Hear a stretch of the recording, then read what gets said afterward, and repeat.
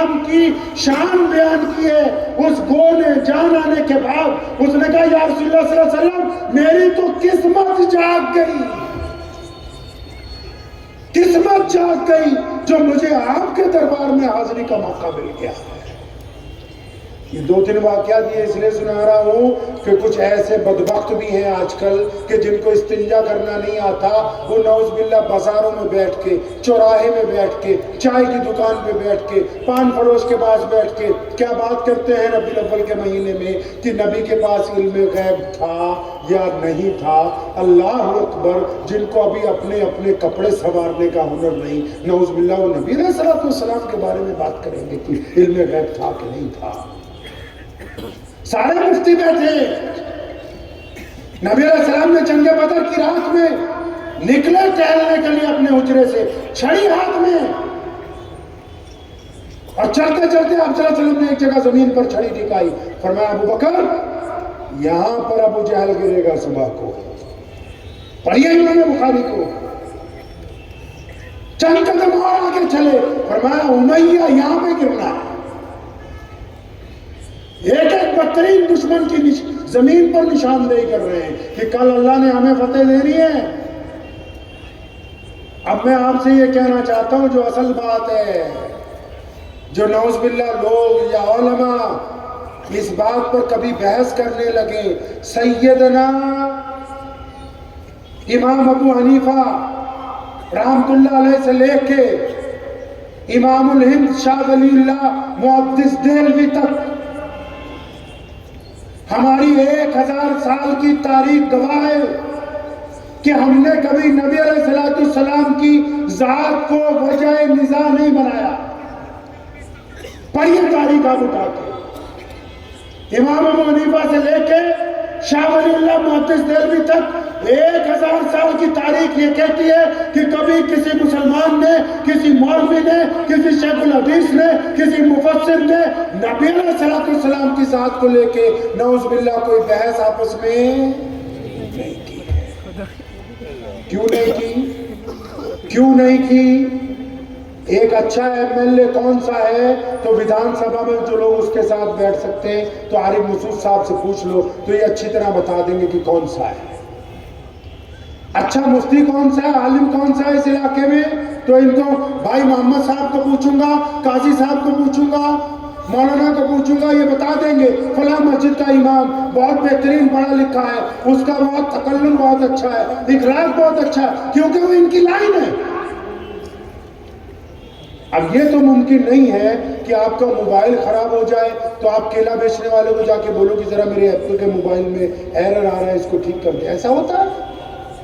یہ ممکن ہے کہ آپ کی کار خراب ہو جائے تو آپ ایک موبائل کی دکان پر جا کے بولیں کہ ہماری کار اسٹارٹ نہیں ہو رہی، ذرا دیکھو؟ یہ ممکن ہے؟ ارے بھائی یہ ممکن ہے؟ نہیں ممکن. تو ایک نبی کی کیا شان ہے وہ صرف ایک نبی بتا سکتا ہے. نبی کی کیا شان ہے کون بتا سکتا ہے؟ اور ایک نبی بتا سکتا ہے. اور ہمارے نبی کیونکہ امام الانبیاء ہیں، صاحب خلق عظیم ہیں، خاتم النبیین ہیں، تاجدار مدینہ ہیں، وہ سردار بن کے آئے تمام نبیوں کے، اور جب وہ آئے تو کوئی اور نبی باقی نہیں تھا. اس لیے ہمارے نبی کی شان اب کون بتا سکتا ہے؟ ہمارے نبی کی شان اگر کوئی بتا سکتا ہے تو صرف اللہ بتا سکتا ہے اور کوئی نہیں بتا سکتا. اور اللہ نے بتا دیا قرآن پاک میں، بار بار کہا کہ میرے سے وفاداری کی باتیں کرتے ہو تو پہلے میرے نبی کے ہاتھ کے اوپر وفاداری کی بات کرو. بار بار کہا میرے سے محبت کی بات کرتے ہو تو پہلے میرے نبی کی محبت کا اعلان کرو. بندہ جب مر کے قبر میں بھی جائے گا نا، اس کو پوچھیں گے تیرا رب کون ہے، وہ کہہ دے گا اللہ ہے. جب اس نے اللہ کا نام لے دیا، اس کی جان چھوڑو، اس کو جانے دو. پھر بھی فرشتے پوچھتے تیرا دین کون سا ہے، وہ کہتا ہے تیرا دین اسلام ہے. آگے اطلاع پہنچ جاتی ہے کہ اللہ ہی تو آپ کو جانتا ہے ڈائریکٹ. پہلا سوال یہی ہے کہ تیرا رب کون ہے؟ وہ جب کہہ رہا ہے نمازی ہے، متقی ہے، پرہیزگار ہے کہ میرا رب اللہ ہے، آگے اطلاع پہنچ جاتی ہے اللہ یہ تو ڈائریکٹ آپ کو جانتا ہے، لیکن آگے سے پھر ادھر سے دوبارہ اعلان آ جاتا ہے نہیں نہیں، اس سے یہ پوچھو کہ میرے نبی کے بارے میں اس کا کیا خیال ہے، اس سے پوچھو محمد رسول اللہ صلی اللہ علیہ وسلم کو جانتا کہ نہیں، کیونکہ جب تک یہ رسول اللہ کو نہیں جانتا اس کی کسی بات کا اعتبار نہیں کیا جا سکتا، یہ رسول اللہ سے حلف وفاداری لے گا تب ہم سمجھیں گے کہ یہ اللہ کے ساتھ لے گا۔ اب اللہ نے تو کہہ دیا کہ یہ صاحب خلق عظیم ہے، تو ایک چھوٹا سا مسئلہ سمجھ لیجئے، فتوے نہیں ہم دیتے لیکن مشورہ ضرور میں آپ کو بھی اور علماء کو دینا چاہتا ہوں کہ جب نبی کے 12 ربیع الاول کے دن آتے ہیں تو آپ اپنے مسلک کے مطابق کچھ بھی کیجئے، نبی علیہ السلام کی ذات کو بنا کے ایک دوسرے پر الزامات مت لگائیے۔ میرے نبی کی شان ایسی نہیں ہے کہ آپ اس کو بہانہ بنا کے کسی کی عزت نیلام کرنا چاہتے ہیں، آپ اس کو بہانہ بنا کے مسلمانوں میں نفاق ڈالنا چاہتے ہیں، نہیں، میرے نبی علیہ السلام کی ذات تمام اختلافات سے پاک ہے۔ ارے ایک بات تو سمجھو بھائی، ہر ایک بندے کا ایک دائرہ ہوتا ہے نا، ایک بندہ کوتوال لگاؤ تھانے میں تو اس تھانے میں ایک نقشہ رکھا ہے کہ اتنے محلے، اتنی گلیاں، اتنے چوراہے تیرے پاس ہیں، وہ اس سے آگے نہیں جا سکتا۔ ایک بندہ ضلع کا افسر لگ جائے تو اس کے دفتر میں بھی نقشہ لگا ہوا ہے کہ اس ضلع سے آگے تیری نہیں چلتی۔ دائرہ نا، ہر ایک بندے کا ایک دائرہ ہے، ہر ایک بندے کی ایک حیثیت ہے، ہر ایک بندے کی اوقات ہے، کچھ باتیں تو ہماری اوقات سے اوپر کی ہیں کہ نہیں ہیں؟ ارے ہماری اوقات سے اوپر کی باتیں ہیں کہ نہیں؟ جہاں ہمارا معیار ہی نہیں پہنچا، ہمیں اندازہ ہی نہیں، اور جب ہم اس مسئلے پہ بحث کریں گے دل کی تختی پہ لکھ جائیے کہ دونوں میں سے ایک ایمان سے خارج ہو جائے گا، کیونکہ میرے اللہ کو تمام باتوں پہ غصہ نہیں آتا، اگر کوئی اس کے نبی کی شان میں بے ادبی کر دے تو میرے رب کو وہ بندہ پسند نہیں ہے۔ اب وہ چاہے مسلمان منافق ہو چاہے وہ کوئی اور ہو، اللہ کریم کو وہ بندہ پسند نہیں ہے۔ تو اس بات کو سمجھ لیں کہ نبی علیہ السلام کی ذات کو وجہ نزاع کبھی نہیں بنائیں گے۔ صحابہ کا یہ دستور تھا، قرون اولیٰ کے مسلمانوں کا ایک دستور تھا، آج بھی اہل عرب اور یورپ کے مسلمان اس بات کو لے کے چلتے۔ قرآن میں اللہ نے کہا نا اپنی آواز میرے نبی کی آوازوں سے دھیمی کر لو، اب نبی تو ہمارے درمیان موجود نہیں ہے، اب مسلمان کیا کرتے ہیں پوری دنیا کے ہمیں چھوڑ کے، ہم اس کوالٹی میں ابھی نہیں آئے۔ جب دو گروہ لڑتے ہیں آپس میں، جب مسلمانوں کے دو فرد آپس میں کوئی بحث ہے تو تیسرا بندہ وہاں پہنچ جاتا ہے اور زور سے کھڑا ہو کے کہتا ہے صلو علی النبی، کہ میرے نبی پر درود بھیجو، دونوں لڑنے والے پیچھے ہٹ جاتے ہیں۔ کوئی بیچ میں کھڑا ہو کے کہہ دیتا ہے صلی اللہ علیہ وسلم، لڑنے والے پیچھے، لڑائی ختم کیوں؟ ارے جہاں نبی پر درود بھیج دیا گیا اب وہاں بحث کرنے کی کوئی گنجائش نہیں ہے۔ تو نبی علیہ السلام کی جو اعلیٰ کردار کی زندگی ہے، کیا اس کو بھی ہم اپنائیں گے کہ نہیں اپنائیں گے انشاءاللہ؟ ارے بولیے اپنائیں گے کہ نہیں اپنائیں گے؟ اپنانے کے لیے تیار ہیں انشاءاللہ؟ تو میں نے آپ سے فتویٰ پوچھا تھا کہ وہ پاجامہ ٹکنوں سے اونچا کر دے تو آپ نے کہا جنت میں چلے جائیں گے، اور میں نے کہا نیچا کر دے تو آپ نے کیا کہا؟ کیا؟ تو عارف بھائی جب میں چھوٹا تھا مدرسے میں پڑھنے گیا، پہلے تو 10ویں تک اسکول میں پڑھتے رہے، تو جب مدرسے میں پڑھنے گیا تو پاجامہ اتفاقاً ٹکنوں سے نیچا تھا، تو مجھے 2-3 مولویوں نے ٹوکا، تو انہوں نے کہا کہ بھیا اس کو اونچا کر لے تو جہنم میں جائے گا۔ تو ان کی بات درست لگی مجھے، تو لیکن انہوں نے مجھے راز کی بات بھی بتائی کہ اگر یہ اونچا رہے گا تو آپ جنت میں جاؤ گے۔ اب میرے والد مولانا حبیب الرحمن ثانی لدھیانوی رحمۃ اللہ علیہ عالم تھے، بڑے متقی پرہیزگار تھے، ہم نے صرف ان میں جو اعلیٰ ترین بات یہ دیکھی وہ سب سے اعلیٰ یہ تھی کہ کوئی کام بغیر سنت کے عمل میں نہیں لایا گیا۔ کوئی ناراض ہو جائے، کوئی راضی ہو جائے، لیکن کام جو ہو رسول اللہ کی سنت میں۔ ان کے والد حضرت مولانا مفتی محمد احمد لدھیانوی رحمۃ اللہ علیہ اپنے دور کے جیے علماء میں سے، پنجاب میں پہلی بند پڑی مساجد کو کھلوانے والے وہ ہیں، ان کے والد رئیس الارار مولانا حبیب الرحمان لدھیانوی ختم نبوت کے لیے قادیان میں سب سے پہلا اجتماع اور پھر ملک کی آزادی کے لیے جب انگریز نے کہا کہ ہندو پانی اسٹیشنوں پر ہندو پیے، مسلمان پانی مسلمان مٹکوں میں سے پیے، تو مولانا حبیب الرحمان لدھیانوی وہ پہلی شخصیت ہے جس نے ان مٹکوں کو توڑا اور یہ کہا کہ ہم ایک ہی پانی پیئیں گے تو یہ دیش آزاد ہوگا۔ وہ مولانا حبیب الرحمان لدھیانوی جس نے شہید اعظم بھگت سنگھ کے گھر والوں کو اس وقت اپنے پاس رکھا جب انگریز ان کو آتنکوادی کہتا تھا اور کوئی شہید اعظم بھگت سنگھ کے بھائیوں کو بہنوں کو پناہ دینے کے لیے تیار نہیں تھا۔ وہ مولانا حبیب الرحمان لدھیانوی جس نے مجلس احرار کا قیام کیا، جس نے قیام پاکستان کے وقت یہ کہا کہ ہم اسی روئے زمین پر رہیں گے، ہم نہیں جائیں گے اپنے ملک کو چھوڑ کے، تو ان کے والد مولانا زکریا صاحب لدھیانوی رحمۃ اللہ علیہ مفسر قرآن تھے، پھر ان کے والد حضرت مولانا شاہ محمد صاحب لدھیانوی رحمۃ اللہ علیہ فتنہ قادیانیت کے خلاف 1884 میں پہلا فتویٰ مرزا غلام قادیانی کے خلاف دیا، اور پھر پورے ملک میں جب انگریز کی حکومت تھی لوگ بولتے نہیں تو اس فتنے کے خلاف لوگوں کو اس بات سے آگاہ کیا کہ ہمارے اگر کوئی رہنما ہے، ہمارا کوئی خاتم النبیین ہے تو صرف محمد رسول اللہ ہے۔ پھر ان کے والد میرے جد امجد مولانا شاہ عبد القادر صاحب لدھیانوی رحمۃ اللہ علیہ 1857 کی جنگ آزادی لڑی، شہادتیں حاصل کی، دلی تک پہنچے اور ملک کی آزادی کا پہلا فتویٰ مولانا فضل خیر آبادی کے ساتھ وہاں پر دیا۔ مسجد فتح پوری کے سین میں وہ قبر موجود ہے آج بھی۔ یہ واقعہ اتنا لمبا اس لیے سنا دیا بیچ میں نے کہ جب اس نے مجھے کہا کہ جو بندہ نسل در نسل مولوی چلا ہوا آ رہا ہے نا، جب اس نے مجھے کہا کہ پاجامہ اونچا کرو جنت ملے گی، تو میں نے گھر جاتی اپنے ابا کو ٹوکا، میں کہا ایک بات میں تو آپ ہم سے مذاق کرتے رہے، تو کہنے لگے بیٹا کس بات پہ؟ میں کہا آپ تو کہتے تھے کہ امی کے پیروں کے نیچے جنت ہے، یہ انہوں نے بتایا کہ وہ تو ٹکڑوں میں پھنسی ہوئی ہے۔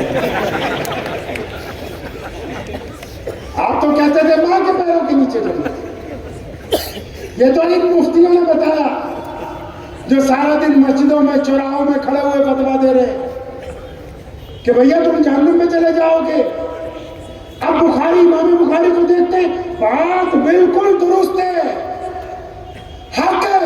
یہ میرے پیارے نبی علیہ السلام نے کہا ہے کہ جس کا پاجامہ ٹخنوں سے نیچا ہوگا وہ جہنم میں جائے گا، لیکن آپ اتنے لوگ بیٹھے ہیں، ہم ہزاروں لوگ یہاں پر آج موجود ہیں، نبی علیہ السلام کی نسبت سے موجود ہیں، اور تو کوئی بات نہیں ہے یہ، لیکن اس میں راز کیا پھنسا ہوا ہے؟ اب اگر میں پوچھنے جاؤں گا نا تو ایک دوسرے کی طرف دیکھنے لگے گا بھی کون بتا رہے ہیں، تو لیکن آپ فکر نہ کیجئے، سارے ہی آپ جیسے سنیں۔ سیدنا ابوبکر صدیق رضی اللہ تعالیٰ عنہ دوڑے دوڑے گئے تھے، اعلان ہوا تھا مسجد نبوی سے اپنے پاجامے چادریں لنگیاں اونچی کر لو، آج کے بعد نیچی نہیں ہونی چاہیے۔ نبی علیہ السلام کی خدمت میں گئے، یا رسول اللہ میں نے اونچی کر لی، لیکن بعض اوقات ڈھلک جاتی ہے، تھوڑے ہیلدی تھے، یا رسول اللہ ڈھلک جاتی ہے، کوئی گناہ تو نہیں ہوگا؟ اور فرمایا ابوبکر نہیں، یہ اس لیے نہیں کہا، یہ پاجامہ ٹخنوں سے اس لیے اونچا اٹھوایا ہے کہ یہ جو لوگ جو میری امت کے لوگ ہیں یہ جب سڑک پہ چلتے ہیں پاجامہ نیچا کر کے چادر نیچی کر کے ان کی چال میں فرعونیت آ جاتی ہے، تکبر آ جاتا ہے، یہ غریب کے سلام کا جواب نہیں دیتے، یہ ماں باپ سے ادب سے پیش نہیں آتے، یہ بیوی سے محبت نہیں کرتے، یہ بچوں پر ظلم کرتے، یہ راہگیروں کے سلام کا جواب دینا ضروری نہیں سمجھتے۔ ہم نے یہ کپڑا اونچا کروا دیا تاکہ ان کی گردن جھک جائے، ان میں عاجزی آ جائے۔ اب مسئلہ سمجھو کہ مسئلہ ہے کیا؟ ایک میرے جیسا بندہ ہو، پاجامہ ٹخنوں سے اونچا ہو، سر پہ پگڑی باندھ رکھی ہو، بہترین داڑھی رکھی ہو، اور پورا مولوی اور پورا دیندار بنا ہو، چلے بھی لگائے ہو، یا سنی مسلمان ہو، جاتا بھی ہو اجمیر شریف، اور اپنے آپ کو دیندار بھی کہتا ہو، دعوت کا کام بھی کرتا ہو، ہر ایک طرح کی دینداری کرتا ہو، لیکن جب نماز پڑھنے جاتا ہے اپنے باپ کو سلام کر کے نہیں جاتا گھر میں سے۔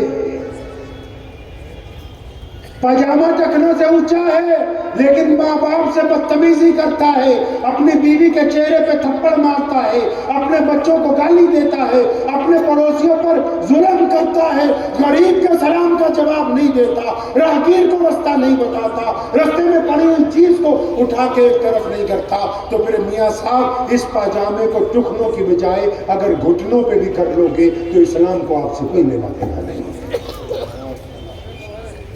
اگر آپ نے اسلام کی روح کو قتل کر دیا ہے تو پھر شریعت کو آپ سے کوئی مطلب نہیں۔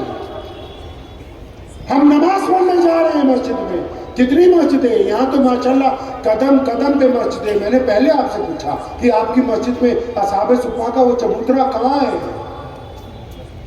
بتاؤ تو صحیح مسلمانوں، یہ جو عورتیں، یہ بوڑھیاں، یہ تمہاری بیویاں، کسی کے بہن، یہ جو لوگ سود لینے کے لیے جا رہے ہیں، زکوٰۃ دینے والے کہاں ہیں وہ لوگ جو جا کے پوچھتے نہیں مفتیوں سے، علماء سے کہ ہم نے زکوٰۃ دینی ہے؟ پیارے پیغمبر علیہ السلام زکوٰۃ کس طرح دیتے تھے؟ نبی علیہ السلام کا کیا طریقہ ہے؟ وہ کیا چاہتے ہیں؟ بتاؤ تو صحیح، کچھ ہمیں کچھ کہو تو صحیح۔ نہیں ہم اس لیے نہیں پوچھنے جاتے بھائی کیونکہ ہم تو خود مفتی بنے ہوئے ہیں۔ بولے اگر بچہ بیمار ہو جائے تو MBBS ڈاکٹر سے دوائی چاہیے، گاڑی کیونکہ 25 لاکھ کی خریدی ہے، یہ خراب ہو جائے گی تو ایجنسی میں ٹھیک ہونے جائے گی، موبائل کیونکہ 1.25 لاکھ کا ہے، اس میں خرابی آ گئی تو یہ پھر کسٹمر کیئر والوں کے پاس جائے گا، کسی عام دکاندار سے ہم کھلوائیں گے نہیں۔ اور جب دین سمجھنا ہے، ڈاکٹر صاحب بھی فتویٰ دے رہے ہیں، انجینئر صاحب بھی فتویٰ دے رہے ہیں، ریڑھی والا بھی فتویٰ دے رہا ہے، پان بیچنے والا بھی فتویٰ دے رہا ہے، چائے فروش بھی فتویٰ دے رہا ہے، جو محلے میں پریس کر رہا ہے وہ بھی فتویٰ دے رہا ہے۔ اللہ اکبر! دین کے علاوہ ساری چیزیں کوالٹی کی چاہیے اور دین آپ کو کوالٹی کا نہیں چاہیے۔ حیرت کی بات ہے۔ ایک صاحب مجھے پوچھنے لگے کہ ہمیں پہلے یہ بات پتہ نہیں لگی، ہمارے یہاں کہاوت ہے پورے دیش میں، آپ تو اچھی طرح جانتی ہوگی، آپ کے تو چائے بھی ماشاءاللہ کئی طرح کی ملتی ہے۔ کئی لوگ تو اس لیے نہیں مخالفت کرتے کہ اگر ان کو کہہ دیں کہ چودھری صاحب ساری رات مت جاگو، اپنے گھر میں اپنے ماں باپ کے پاس رہو، اپنی بیویوں کا حق ادا کرو، یہ جو تم نے طریقہ اختیار کیا یہ محمد رسول اللہ کے طریقے سے میل نہیں کھاتا۔ اب اگر کہیں گے مسجدوں میں سارے مولوی تو آدھے چودھری کہیں گے نہیں یار امام بدلنا پڑے گا۔ اب دین کوالٹی کا کیوں نہیں مل رہا؟ دین کوالٹی کا کیوں نہیں مل رہا؟ اندازہ لگائیے، میں ایک بہت بڑے مسلمانوں کے شہر میں جانا ہوا، حیرت کی بات آپ کو میں بتاتا ہوں، ان سے ہم نے معلوم کیا کہ میرے بھائی آپ کی امام مسجد کی تنخواہ کتنی؟ تو چودھری صاحب نے، صدر صاحب نے، متولی صاحب نے بڑے فخر کے ساتھ کہا کہ ہم تو اپنی مسجد کے امام کو 9,000 روپے دیتے ہیں، 10,000 روپے دیتے ہیں۔ اس مجمع میں ایسے لوگ موجود ہیں ابھی جن کی جوتی کی قیمت 20,000 سے زیادہ ہے، ایسے مسلمان موجود ہیں جن کے ہاتھ میں موبائل پکڑا اور اس کی قیمت 1 لاکھ سے زیادہ ہے۔ ایسے لوگ ہیں یہاں پر کہ جن کے پیروں میں پہنی ہوئی جوتیاں ہزاروں روپے میں آتی ہیں۔ اب آپ خود اندازہ لگا لیجئے، جس قوم کے امام کی تنخواہ ایک جوتی کی قیمت سے بھی کم ہو، اب ان کو اماموں کی ضرورت زیادہ ہے یا جوتیوں کی ضرورت زیادہ ہے، یہ آپ خود سمجھ سکتے ہیں۔ محمد رسول اللہ کا وہ دین جو بالکل رائل کوالٹی کا ہے، دنیا ترس رہی، اسلام تیزی سے آگے بڑھ رہا ہے۔ آج دیکھیں اسلام کی positivity, France, German, Tokyo, Los Angeles, Spain, United States, ابھی دیکھیے حالیہ الیکشنوں کے بعد بھی تیزی کے ساتھ اسلام برق رفتاری سے آگے بڑھ رہا ہے۔ کیوں؟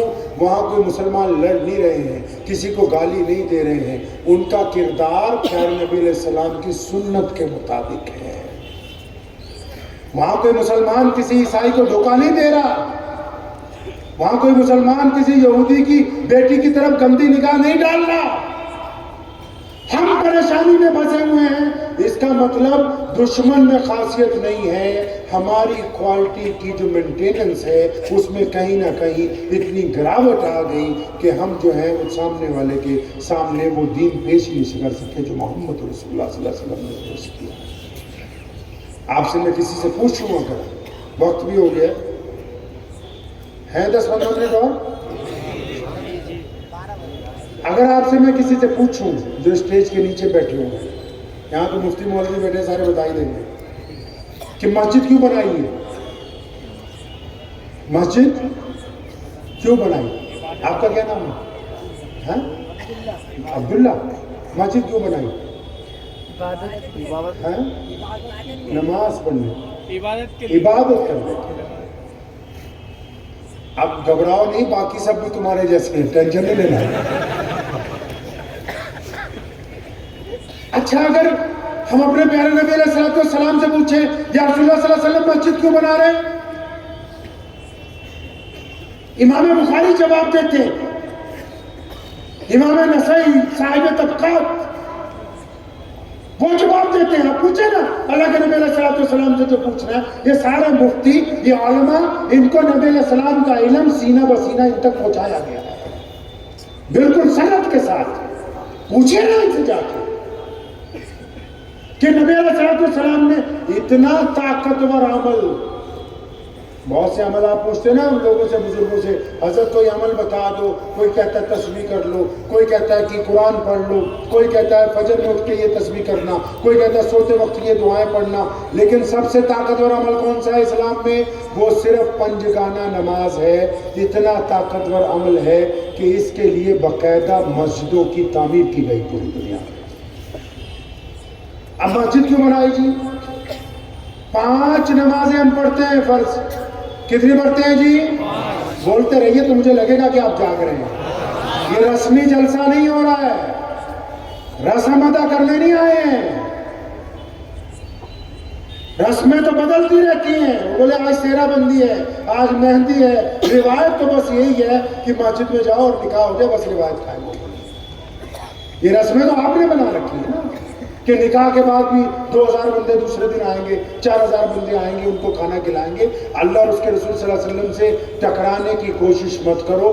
دنیا میں آج تک جو بھی نبی علیہ السلام سے جو مسلمان منافق بن کے دین سے ٹکرایا، اس کا نام، اس کا وجود ختم ہو گیا۔ رسول اللہ صلی اللہ علیہ وسلم کے دین کو کوئی تکلیف پہنچنے والی نہیں ہے۔ آپ سمجھتے ہیں کہ اسلام کے ساتھ نعوذ باللہ ٹکرا کے ہم اپنی رسمیں بنا کے نعوذ باللہ اللہ کو یا نبی علیہ السلام کو نعوذ باللہ دھوکہ دے لیں گے؟ یہ آپ اپنے آپ کو دھوکہ دے رہے ہیں، اپنے آپ کو دھوکہ دے رہے ہو کہ ہم تو مسجد میں نکاح کر لیا، اب تو فلاں دعوت فلاں دعوت۔ یہ جو دعوتیں بدماشی کے نام پر، یہ جو دعوتیں غریب کی بیٹی کا نکاح روکنے کے نام پر، یہ جو دعوتیں صرف کھانے کے نام پر، اور جن میں چاہے غزلیں سنتے رہو، چاہے ڈھول بجاؤ، چاہے شادی میں پٹاخے بجاؤ، یہ رسول اللہ صلی اللہ علیہ وسلم کے دین سے بغاوت ہے، اور تمام لوگوں کو برداشت کیا جاتا ہے۔ بغاوت کرنے والے کو اللہ کریم پسند نہیں کرتے۔ تو میں کہہ رہا تھا کہ ہم نبی علیہ السلام سے پوچھتے ہیں یا رسول اللہ صلی اللہ علیہ وسلم مسجد نبی کیوں بنائی، تو پتہ لگا ادھر سے جواب آ رہا ہے کہ اسلام میں 5 نمازیں فرض ہیں۔ کتنی جی؟ 5۔ کتنی نمازیں فرض ہیں؟ کون کون سی؟ فجر، ظہر، عصر، مغرب، عشاء۔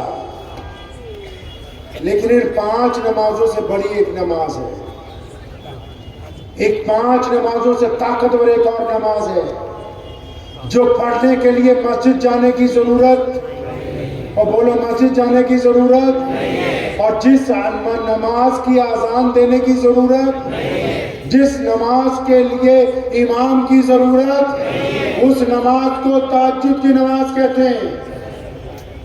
وہ دل میں ہوتی ہے اذان، اور اس کے لیے امام بھی نہیں چاہیے، مسجد بھی نہیں چاہیے۔ لیکن یہ 5 نمازوں کے لیے کتنا بڑا جگاڑ کیا، دیکھو قدم قدم پہ مسجدیں بنائی، قدم قدم پر۔ اور آج ہم یہاں پوچھ رہے ہیں 1450 سال کے بعد ان مسجدوں کے وارثوں سے کہ ذرا یہ تو بتاؤ کہ مسجد بنائی کیوں ہے، اور یہ بڑے بھولے پن سے عام سا سادہ سا جواب دیتے ہیں کہ نماز پڑھنے کے لیے بنائی۔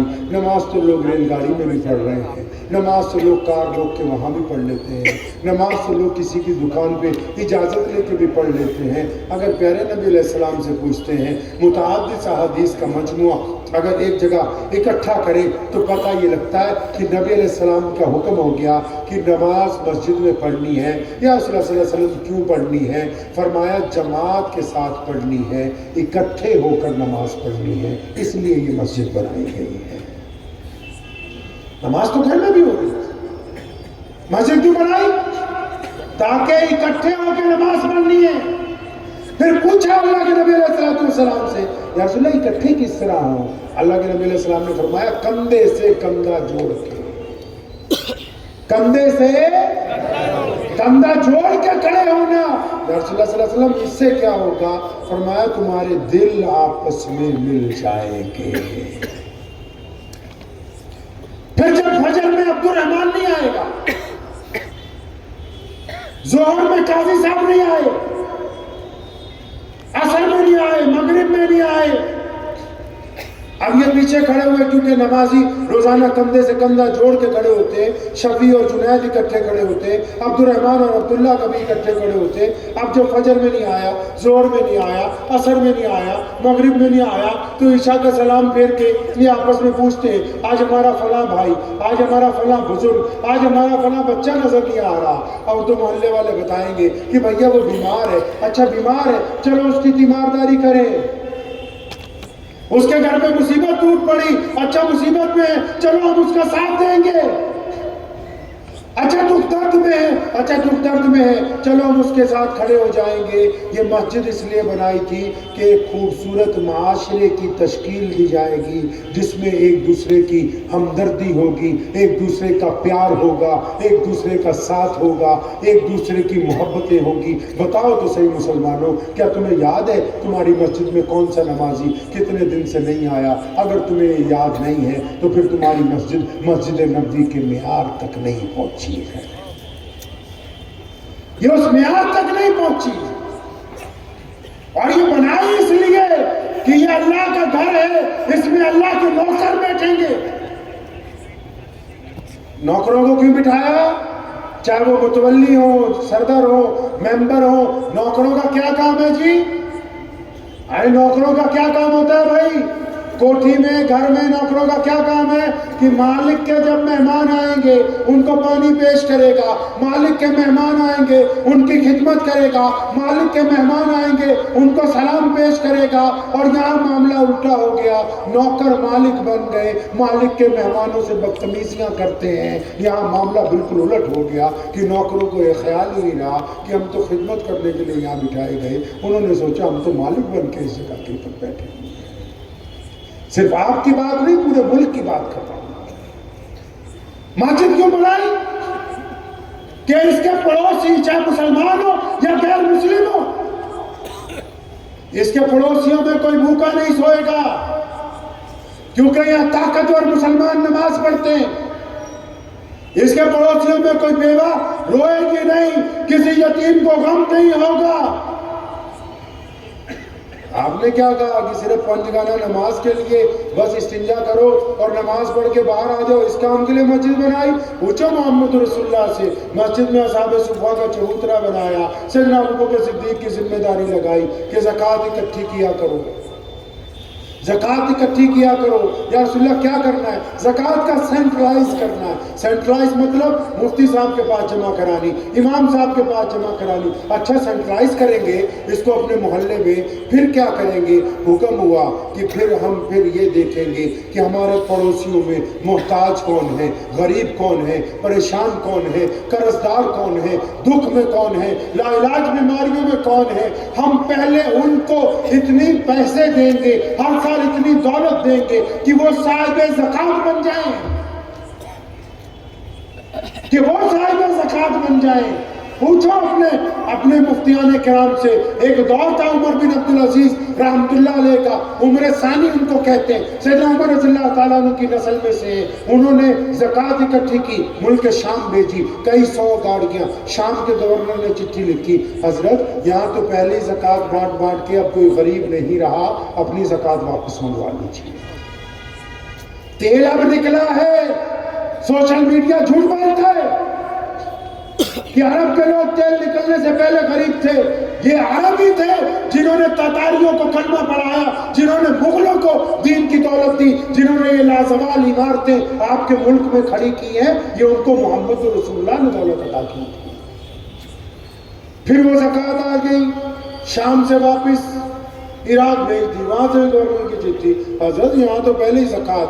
یعنی اس طریقے سے زکوٰۃ بانٹنی شروع کی اپنے دائرے سے کہ پہلے دائیں طرف والوں کو اس سال دولت مند کریں گے، پھر بائیں طرف والوں کو کریں گے. سچی سچی بتاؤ مسلمانوں، کیا تم نے کبھی نبی کی سنت کے مطابق زکوٰۃ بانٹی ہے؟ کیا کبھی اپنے امام سے پوچھا ہے؟ کیا اپنے غریب بھائی کے گھر رات کو چھپ کے کچھ دولت کا گٹھی بنا کے پھینک آئے ہو؟ بتاؤ تو صحیح کہ اپنے آپ کو مسلمان ہم کہتے ہیں. ہمارا وہ معیار کہاں ہے جو محمد رسول اللہ صلی اللہ علیہ وسلم ہم سے چاہتے ہیں؟ ہمیں تبدیلی لانی ہے. اسلام کے لیے دنیا پیاسی ہے. سوشل میڈیا پہ کوئی کچھ مرضی لکھتا رہے، اسلام اس دن بدنام ہوگا جس دن عبد الرحمن ٹھگی کرے گا. اگر عبد الرحمن اپنے مالک کے ساتھ، جو کوئی ہندو بھائی ہے، سکھ ہے یا کوئی دلت ہے، اگر وہ اس کی دکان پہ کام کرتا ہوا ایماندار ہے، تو سوشل میڈیا پہ کوئی طاقت کچھ بھی لکھتی رہے، اس غیر مسلم کے نزدیک مسلمان ایماندار تھے، ایماندار ہوتے اور ایماندار رہے ہیں. ہمیں اپنے درمیان میں تبدیلی لانی ہے. ہمیں خود اس معیار کو پہچاننا ہے جو پیارے محمد رسول اللہ صلی اللہ تعالیٰ علیہ وسلم نے ہمیں عطا فرمایا ہے. کریں گے انشاءاللہ تعالیٰ، اس معیار تک پہنچنے کی کوشش کریں گے انشاءاللہ. اس کے لیے پہلا کام یہ کرنا ہے کہ اپنی ذہنیت کو نبی علیہ السلام کی سنت کے مطابق مثبت کرنا. کریں گے مثبت انشاءاللہ. مثبت سمجھتے ہیں؟ پازیٹیو کرنا. کیا کرنا ہے؟ پازیٹیو. آپ نمازی ہیں، زیادہ تر لوگ یہاں بیٹھے سب ماشاءاللہ شکل سے، چہرے سے، حالات سے لگتا ہے نمازی. ایک بات اپنے دل پہ ہاتھ رکھ کے، مجھے نہیں بتانی، اپنے آپ کو ہی پوچھنی. سوال میں کروں گا، جواب آپ اپنے آپ کو. ٹھیک ہے؟ چھوٹا سا ٹیسٹ کر رہے ہیں نمازیوں کا. دل پہ ہاتھ رکھ لیجیے. آپ نماز پڑھتے ہیں نا 5 وقت؟ سچی سچی بتاؤ، کبھی اپنے باپ کو جا کے گلے ملے اور جب بھی ڈالی ہے کہ ابو جی آپ سے بڑا پیار ہے یار، آپ سے بڑی محبت ہے مجھے. نماز پڑھتے ہو؟ بتاؤ نا. کبھی اپنے باپ کو جب بھی ڈالی ہے جا کے، جس نے تمہیں سوکھے پہ سلایا، خود گیلے پہ رہے ماں باپ، اپنی ہڈیاں نچوڑ کے تمہیں اس طاقتور ترین انسان میں تبدیل کیا ہے، اس نے اپنا خون جگر بنا کے تمہیں آج اس میدان کے اندر بٹھا دیا. بتاؤ نا کہ اپنے ابو سے کبھی کہا جا کے ابو آپ سے بڑا پیار ہے یار، آپ کی مجھے یاد آتی ہے محبت. اچھا یہ بتاؤ، نماز پڑھتے ہو، اپنی ماں کے پیر دبائے ہیں کبھی؟ رات کو سیدھا بیوی کے کمرے میں گھس جاتے ہو یا کبھی اپنے ماں کی پیر دبائے؟ بتاؤ نا، پوچھو آپ سے. نماز پڑھتے ہو نا آپ. قرآن نے کہا نا کہ ہم نے نماز اس لیے فرض کی ہے تاکہ تم برے کام چھوڑ دو کہ اچھے کام کرنے لگو. پوچھو نا اس دل کے اوپر ہاتھ رکھ کے، کیا کبھی زندگی میں کسی روتے ہوئے انسان کو اس لیے تم نے وقت لگا کے ہنسایا ہو کہ یار میں اپنے رب کی رضا کے لیے اس کو ہنسا دوں، یار یہ آج بہت دکھی ہے. امام غزالی رحمت اللہ علیہ کو جب انتقال ہو گیا، کسی کے خواب میں آئے، فرمایا غزالی کیسے مغفرت ہوئی؟ قرآن بہت لکھا، حدیثیں بہت لکھی. اتنے بڑے امام تھے، کہنا یار کچھ کام نہیں آیا. میں ایک دن حدیث لکھ رہا تھا، قلم اٹھایا، اس کو سیاہی میں ڈبویا، اور جب وہ قلم کاغذ پہ رکھا، وہ جو سیاہی کا ببولا بنا، تو اتنی دیر میں ایک مکھی آ کے بیٹھ گئی اس پہ، اور وہ سیاہی کے پانی کو پینے لگی کیونکہ گرمی تھی. میں نے قلم کو روک لیا کہ اللہ کی مخلوق ہے، اس کو مکھی کو پانی پینے دیتا ہوں. کہتا میں مر گیا. میرے رب نے پوچھا غزالی یہ تو بتا کہ اس مکھی کو تو نے پانی پینے کا موقع کیوں دیا تھا؟ وہ تو تیری کوئی تعریف نہیں کر سکتی تھی، وہ جا کے لوگوں کو بتا نہیں سکتی تھی. فرمایا اللہ میں نے اس لیے اس کو پانی پینے دیا. میں نے کہا میرے اللہ کی مخلوق ہے آپ کی محبت میں. فرمایا اچھا پھر جو کوئی میری مخلوق پر رحم کرے تو میں پھر اس پہ رحم نہ کروں. اپنے دل پہ ہاتھ رکھ کے پوچھو تو صحیح ہے. تمہیں پتہ ہے تمہاری بہن غریب ہے، تم جانتے ہو کہ تمہارا کون سا رشتہ دار محتاج ہے، صاحب مال ہونے کے باوجود کبھی پیسوں کا پیکٹ بنا کے ان کے گھر پہ پھینک کے نہیں آئے تم رات کے اندھیرے میں؟ بتاؤ تو صحیح، نمازی ہو نا، سڑک پہ چلتے ہوئے جو اینٹ کبھی کسی ٹرالی سے کسی گاڑی سے گر جاتی ہے، کوئی مرا ہوا جانور پڑا ہوا ہوتا ہے، بتاؤ تو صحیح یہ وہ دین ہے جس میں ایک کتے کو پانی پلانے کی وجہ سے ایک عورت کو جنت کی بشارت دی جا رہی ہے، اور نبی علیہ السلام اس عورت کا ذکر کرتے ہیں۔ تم بتاؤ تو صحیح کیا سڑک پر پڑے ہوئے اس پتھر کو، اس گھوڑے کو کبھی روک کے، اپنی گاڑی روک کے، اسکوٹر سائیکل روک کے، اپنے پیر سے ہاتھ سے اٹھا کے سائڈ پہ رکھا؟ اپنے دل سے پوچھو تو صحیح، بتاؤ تو صحیح تمہارا جو غیر مسلم دوست، تمہارا غیر مسلم پڑوسی، تمہارے ساتھ رہنے والا جو بندہ ہے جس نے بچپن تمہارے ساتھ گزارا، جو اسکول میں تمہارے ساتھ پڑھتا رہا، آج وہ پریشان ہے، دکھی ہے، وہ ملتا ہے تو نظریں پھیر لیتا ہے، بتاؤ تو صحیح کیونکہ تم نمازی ہو اس لیے پوچھ رہا ہوں، اگر نمازی نہیں ہوتے پھر نہیں یہ سوال کیا جا سکتا تھا، کیونکہ نمازی کا مطلب ہی یہی ہے کہ یہ نبی علیہ السلام کی اطاعت کرنے والا بندہ یہ سجدے میں اپنے رب سے وعدہ کر کے آیا کہ تیرے رسول کے ساتھ میں وفاداری کا اعلان کرتا ہوں، اور نبی سے وفاداری یہی ہے کہ جو رسول اللہ نے کہا ہم اس کی اتباع کریں گے۔ پوچھو تو صحیح اپنے اس دل کو ایک بار کہ کسی غمزدہ کا غم دور کرنے کے لیے ہم نے کیا کیا ہے، کسی یتیم کے سر پہ ہم نے ہاتھ پھیرا ہو، جس نبی نے عیدگاہ کی جاتے ہیں وہ اپنا رخ پلٹ کے گھر کی طرف کر لیا کہ ایک یتیم رو رہا ہے، بس اس کو واپس لے کے جاتے، اس کو نئے لباس پہناتے، اس کو گھر میں سے کھجوریں کھلاتے، اور پھر پوچھتے ہیں کہ اچھا تیرا جب باپ زندہ تھا عیدگاہ کیسے جاتا تھا؟ اس نے کہا یا رسول اللہ میں تو اپنے ابو کے کندھوں پہ بیٹھ کے جاتا تھا، اور فرمایا چل پھر نبی علیہ السلام نے اس کو اپنے کندھوں پہ بٹھایا تاکہ ان مسلمانوں کو بتانا تھا کہ یتیم خانے کھولنا، غریبوں کی مدد کرنا، بیواؤں کی خبرگیری کرنا یہ تمہارے نبی علیہ السلام کی سنت ہے۔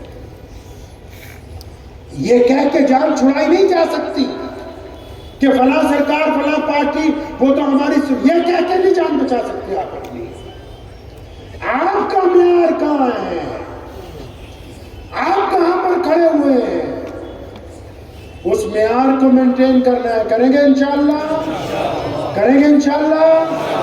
تو ایک بندہ آپ کے گھر میں خراب ہے بہت، پہلے اس کو بندہ بنانا ہے، بنائیں گے انشاءاللہ۔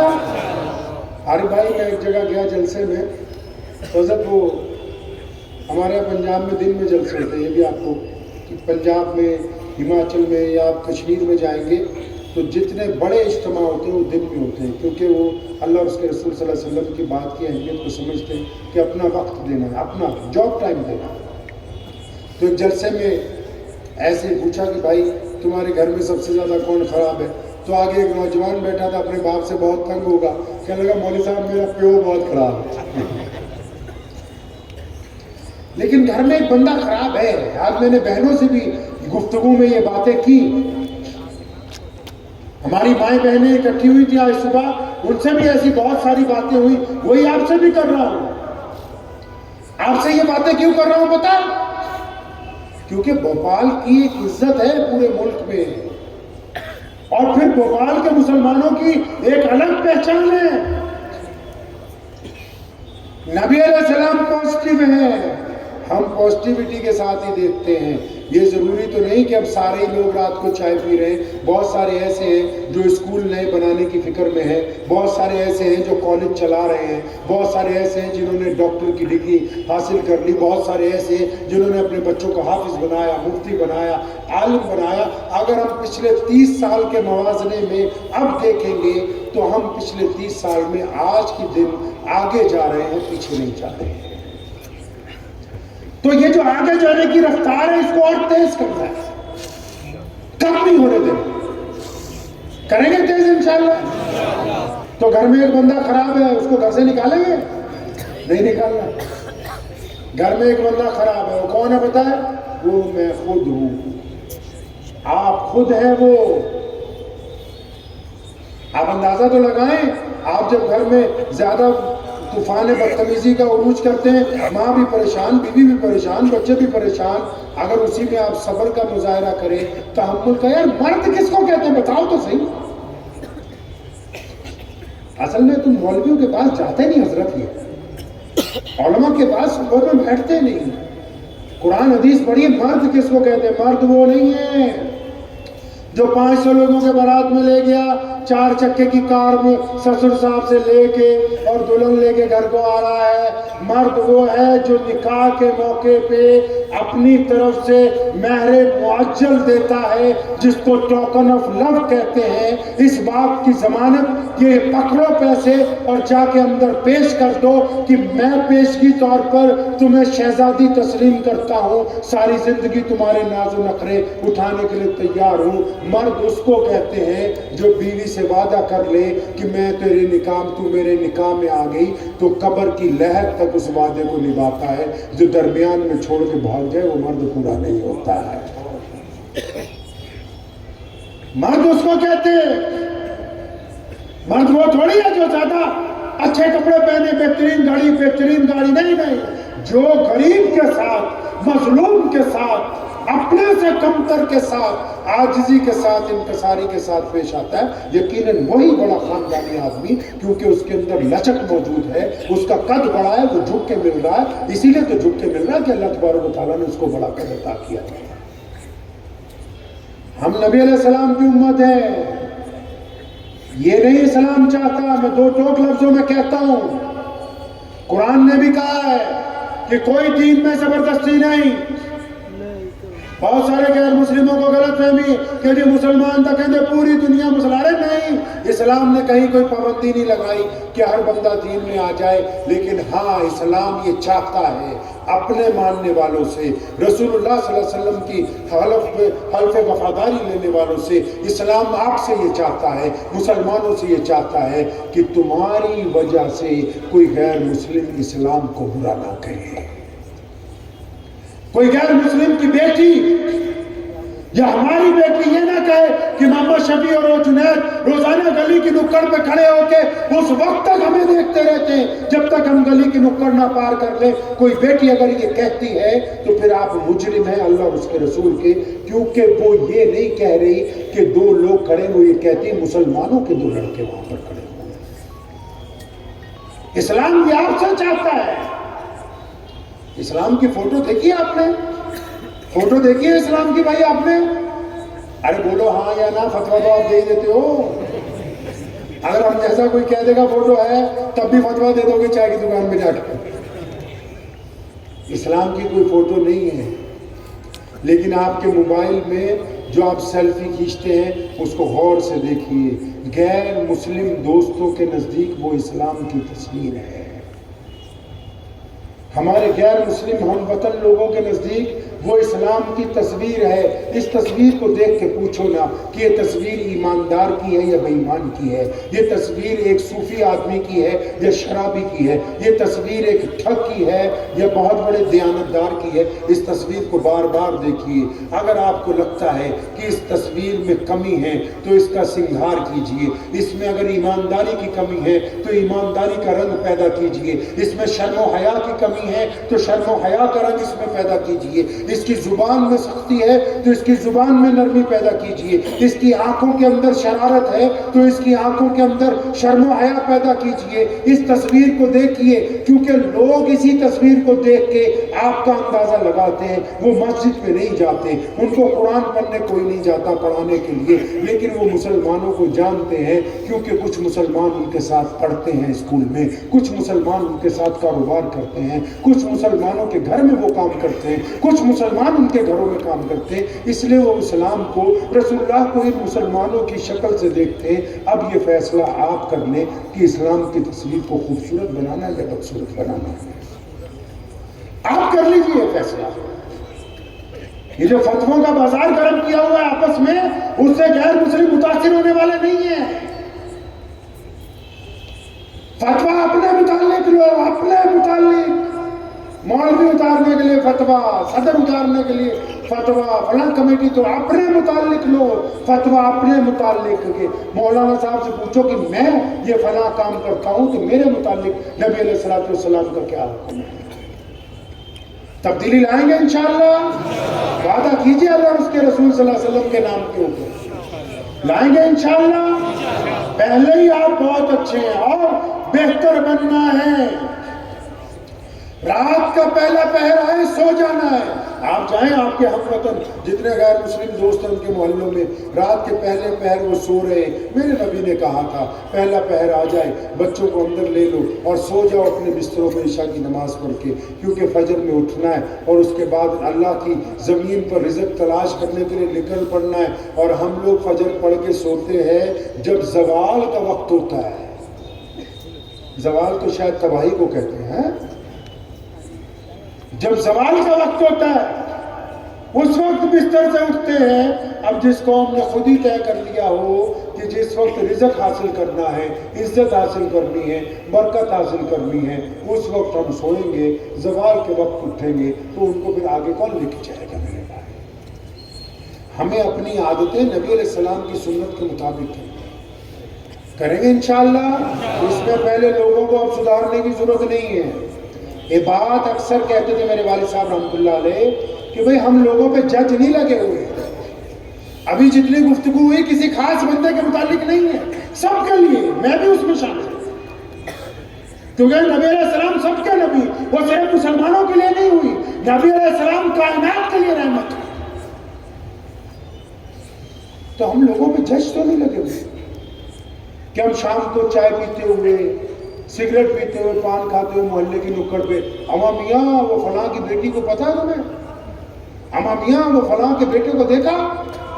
ارے نہیں میرے بھائی، قرآن نے کہا ویل لکل ہمزۃ لمزہ، ویل اور تباہی ان لوگوں کے لیے جو دوسروں کے عیب تلاش کرتے پھر ان عیبوں کو سپلائی کرتے ہیں۔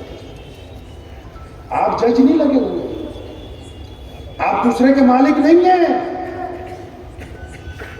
اس کام کے لیے مسجد بنائی ہے، مسجد میں ان کو بٹھایا ہے مفتی صاحب کو،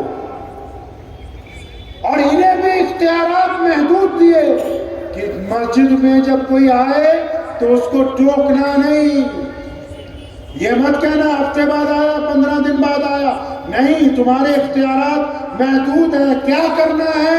تو نبی علیہ السلام کا حکم ہے کہ جمعے کے دن میں اپنا ممبر چھوڑ کے جا رہا ہوں تمہارے پاس، اس ممبر پر کھڑے ہو جاؤ۔ کیا حکم دیا؟ یہ نہیں کہا ہمیں مولویوں کو کہ ممبر پہ کھڑے ہو کے یہ کہنا کہ نماز پڑھو، روزہ رکھو، حج کرو، سارے مفتی بیٹھے، ذمہ داری سے کہتا ہوں جا کے پوچھئے گا۔ یہ حکم ہوا کہ جب تم کھڑے ہو جاؤ گے، جب پہلا خطبہ ہوگا تو پہلے خطبے میں تم کرنٹ افیئرز کی بات کرو گے، موجودہ حالات کی بات کرو گے، موجودہ پریشانیوں کی بات کرو گے، موجودہ دکھوں کی بات کرو گے، موجودہ جو مسلمانوں میں پریشانیاں گندگی آ گئی اس کی بات کرو گے، سماجی ویوستھا میں جو کمی آئی اس کی بات کرو گے۔ پہلے خطبے میں تم ان کو بتاؤ گے کہ دنیا کہاں جا رہی ہے، تم کہاں جا رہے ہو۔ یہ ساری باتیں ان سے کرنی ہیں، اور نام نہیں لینا۔ تمہیں پتہ لگ جائے کہ فلاں نمازی شراب پی رہا ہے، تمہیں پتہ لگ جائے کہ فلاں زنا کے چکر میں، تمہیں پتہ لگ جائے کہ فلاں ناجائز عشق لڑا رہا ہے، اس کا نام نہیں لینا۔ جمعے میں ممبر پہ کھڑے ہو جانا اور اکیلے اکیلے کو بتانا کہ میرے نبی علیہ السلام نے شراب پینے سے منع کیا، میرے آقا کا حکم ہے سود کھانے سے پیچھے ہٹ جاؤ، میرے نبی نے کہا دوسروں کی بیٹی کو اپنی بیٹی سمجھنا، کہا یہاں کھڑے ہو جاؤ اور ان کو ایسی نصیحتیں کرو تاکہ جس کے دل میں جو بیماری ہے اس کو پتہ لگ جائے۔ پھر کہا جب دوسرے خطبے میں کھڑے ہو جائے گا اب بات کرنی ہے نماز کی، روزے کی، حج کی، زکوٰۃ کی، صدقے کی، سب کی بات کرنی ہے۔ تو ہمیں پہلے کس بندے کو ٹھیک کرنا ہے بھائی؟ اب پہلے کیونکہ ہم کافی بلندی سے نیچے آئے ہیں نا جی، تو پہلے کس کو ٹھیک کریں گے انشاءاللہ؟ خود کو کریں گے انشاءاللہ۔ اس کے لیے ایک سنت اپنانی بہت ضروری ہے۔ نبی علیہ السلام چاہتے ہیں کہ ہم مثبت رہیں۔ نبی علیہ السلام نے حدیث پاک میں فرمایا بدگمانی کفر ہے، مطلب دوسرے کے متعلق خود ہی آپ نے خیال بنا لیا۔ ہم اپنے کے متعلق بدگمان، آپ اپنے دوستوں کے متعلق بدگمان، میاں بیوی بدگمان، باپ بیٹا بدگمان، پڑوسی بدگمان۔ اب کیا ہوا؟ بدگمانی کوئی چھوٹی بیماری تو نہیں ہے، بدگمانی جب بڑھی تو فاصلے بڑھ گئے، جب فاصلے بڑھ گئے تو نااتفاقی پیدا ہوئی، جب نااتفاقی پیدا ہوئی تو طاقت ٹوٹ گئی، صفوں میں انتشار آ گیا، اور جب صفوں میں انتشار آیا تو پھر عزت ہمارے پاس باقی نہیں رہی۔ تو سب سے پہلے اپنی سوچ کیسے ٹھیک ہوگی، برائیوں سے کیسے بچیں گے؟ پہلے نماز کو لازم پکڑ لیں۔ کیا کریں جی؟ نماز کو، کیونکہ ایک نماز ہی ہے جو آپ کی سوچ کو اچھا، کیونکہ نماز پڑھ کے جب آپ نکلو گے وہ یاد دلائے گی کہ یار تو نماز پڑھتا ہے، اب اس بیٹی کی طرف گندی نگاہ مت ڈال، یا تو نماز پڑھتا ہے اب غلط نہ تولنا، اور یار تو نماز پڑھتا ہے اب نہیں ابو کے آگے بدتمیزی نہیں کرنا۔ پہلے خود بدلنا ہے، بدلیں گے انشاءاللہ، دوبارہ ملاقات ہوگی انشاءاللہ، اور میں امید کرتا ہوں کہ کچھ نہ کچھ تبدیلی آئے گی۔ دل تھوڑا بڑا کر لو، اس میں لوگوں کی غیبتیں، برائیاں، جو کوئی آپ کی برائی کرتا ہے، غیبت کرتا ہے، اس کو سر پہ نہیں رکھنا ہے، اس کو پیر کے نیچے رکھ کے اس پتھر کے اوپر کھڑے ہو جانا ہے تاکہ آپ کا قد اور بڑا ہو جائے۔ بوجھ نہیں بنانا ہے، مخالفت کو، تنقید کو بوجھ نہیں بنانا ہے، اس کو پیر کے نیچے رکھنا ہے، اس کے اوپر کھڑے ہو جانا ہے۔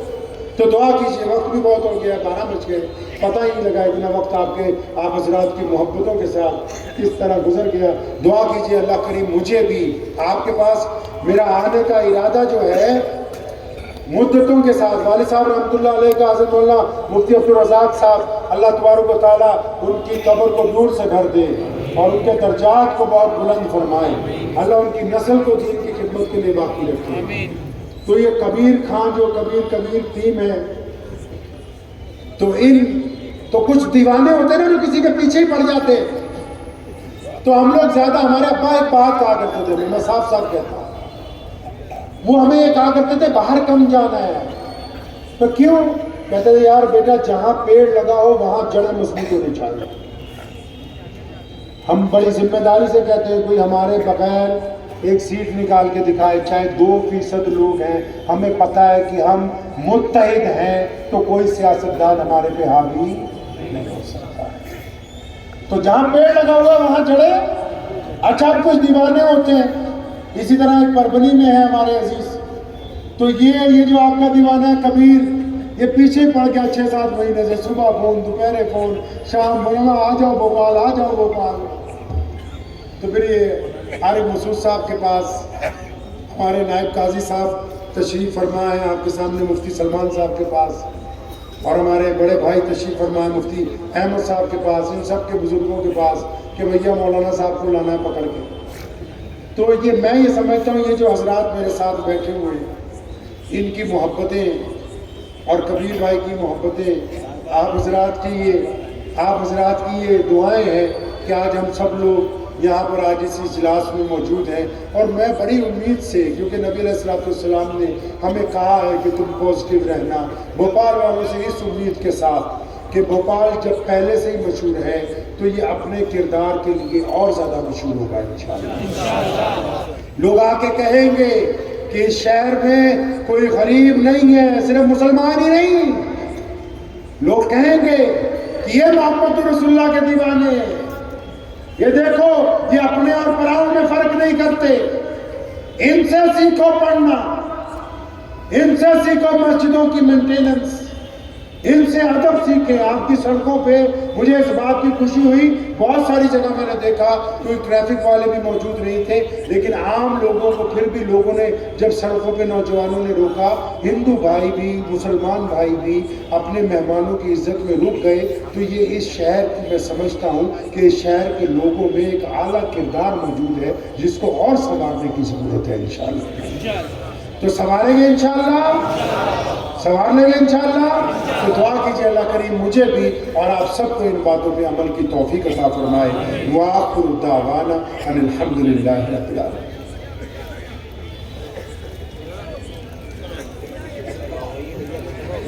آپ کروائیں، اب میں